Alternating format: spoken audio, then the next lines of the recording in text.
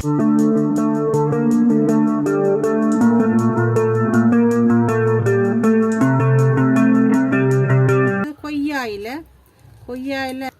நீங்களும் இதே மாதிரி சுட்டு பாருங்க பாப்பனை.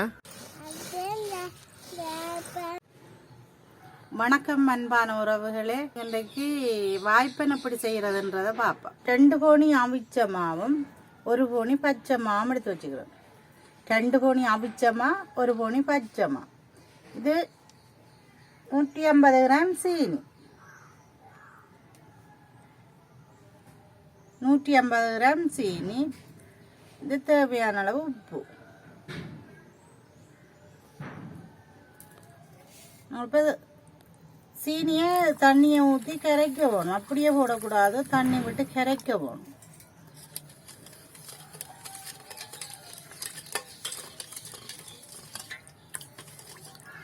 சீனி நல்லா கரைய விடணும். இந்த உப்பைக்கையும் தண்ணியை விடுவோம். உப்பு நல்லா கரைய விடும். இப்போ கரைச்ச தண்ணியே விடுவோம். மாவுக்க விட்டு குழைப்போமா.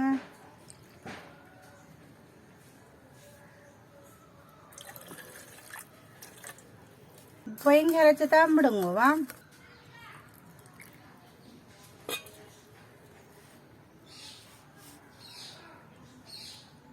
பதமாக குழைக்க வேணும். எனக்கு தண்ணி விடாமல் இனி தண்ணி விட வேணும். விளங்காடும் தண்ணி. இந்த பருவத்தில் உழைச்சி வையுங்க. இதுக்கு கொஞ்சம் அப்பச்சோடா இல்லை பேக்கிங் பவுடர் போடலாம். ஆனால் நாங்கள் போடுறதில்ல. நீங்கள் தேவையான ஒரு கொஞ்சம் ஒரு அரை ஸ்பூன் போடலாம், அரை கரண்டி. நாங்கள் போடுறதில்ல. இப்படித்தான் இந்த பருவத்தில் குழைச்சி வையுங்க. குழைச்சி ஒரு 4 மணித்தியால் ஊற விட வேணும். புளிக்க விட்டுட்டு சேர்ந்தெடுத்து சுடுவோம். நாங்கள் இப்போ 4 மணித்தியாலம் ஊற வைக்க போகிறோமா. மூடி 4 மணித்தியாலம் ஊற வச்சு நாங்கள் வாய்ப்பனுக்கு. இப்போ நாங்கள் வாய்ப்பனை எப்படி சுடுகிறதுன்றதை பார்ப்போம். இப்போ எடுத்து பார்ப்போம். பார்த்தீங்களா, இப்படித்தான் இருக்கணும் இந்த பதத்தில். அப்படின்னா தான் நல்லா வடித்து நல்லா முறுமுரண்டு வரும் வாய்ப்பன். எண்ணெய் சட்டி வச்சிருக்கிறோம். எண்ணெய் சட்டி இப்போ காஞ்சி வர எண்ணெயை ஊற்றுவோம். சட்டி காஞ்சிட்டுது. இப்போ பாருங்க, எண்ணெயை ஊற்றுறோன்னா தேங்காய் எண்ணெய்.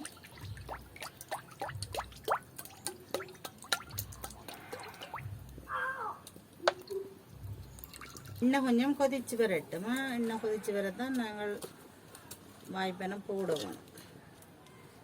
1/2 லிட்டர் எண்ணெய் கொதிக்க வச்சிருக்கிறோம். அதுக்கு நான் இப்போ கொய்யாயில் போடுறதுக்காண்ட அந்த காரில் எடுக்கிறதுக்காக அந்த கொய்யாயிலேயே போட்டுட்டு எடுப்போம்.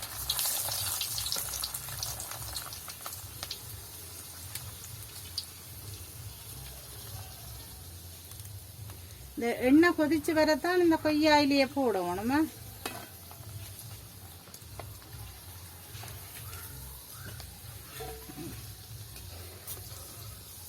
போட்டுட்டு நாங்கள் வடிச்சு அள்ளுவோம். இந்த காரல் தன்மையோடு வர்றதுக்காக தான் இந்த கொய்யாயில் போடுறது.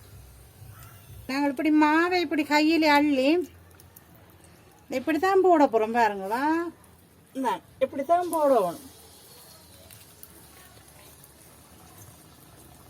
ஆக நெருப்பு நல்லா இடிக்காமல் தணலில் விட்டு தான் சுட வேணும். இப்படி கிள்ளி இப்படி தான் போடணும்.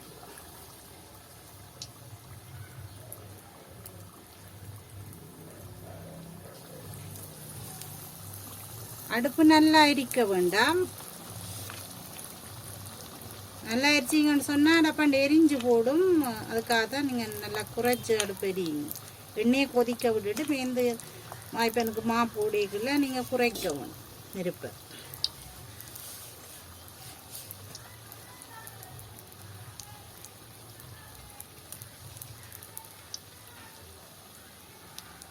தணலில் தான் விட்டு சுட வேணும் வாய்ப்பனை. நல்லா எரிச்சிங்கன்னு சொன்னால் எல்லாம் கருத்து போடும். உள்ளு கொண்டு அவியாமல் இருக்கும். அப்போ தணலில் விட்டு செய்வீங்கன்னு சொன்னால் நல்லா இருக்கும்.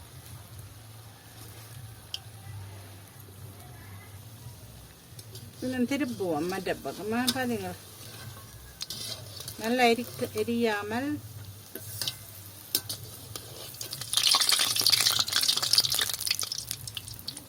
கணல்ல விட்டு திருப்பி திருப்பி விடவும்.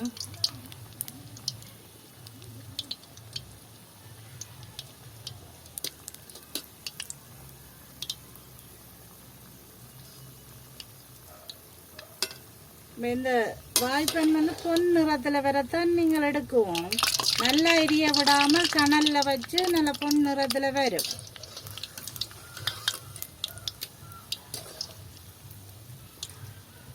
நல்லா அரிச்சிங்கன்னா உள்ளுக்கெல்லாம் எரிஞ்சு போடும். நல்ல பொன் நிறத்தில் வரணும். கொஞ்சம் விடுவோம் வேகட்டும்.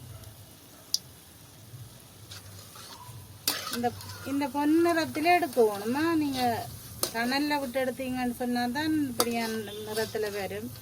ஆக எரியவும் கூடாது. பாருங்கள், இந்த நிறத்தில் தான் நீங்கள் எடுக்கணுமா?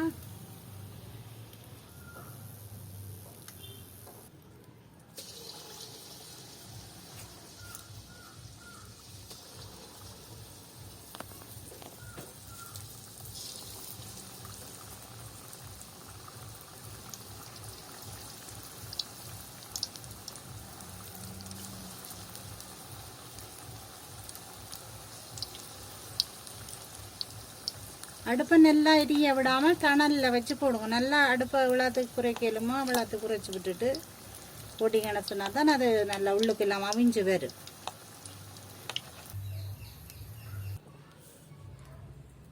வாய்ப்பன் ரெடி பாருங்க. இப்படி தான் இருக்கணும். வாய்ப்பன் இப்படி சாஃப்டாக வரணும்.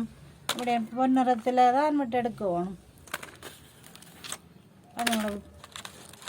இப்படி வெடிக்கணும்.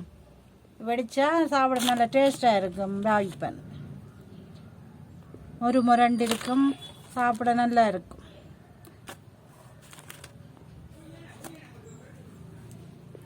நாங்கள் இனி சாப்பிடுவோம் வாங்க.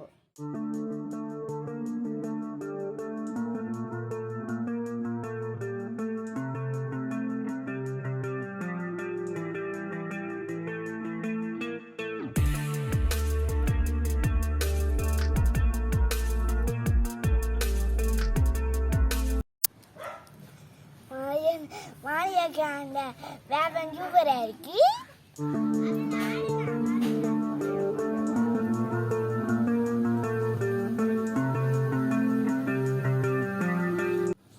வாழைக்கான வேப்பன் சூப்பரா இருக்கு.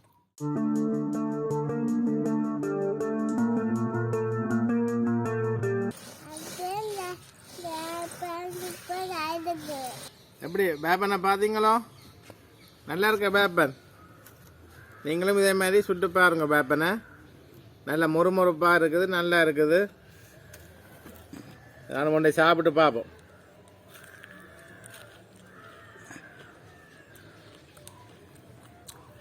சத்தம் கேட்குது. நான் சாப்பிட்றேன். முறுமுறுப்பு நல்லா இருக்கு. வேப்பன் வேப்பனுக்கும் பிளேண்டிக்கும் நல்லா தான் இருக்கு.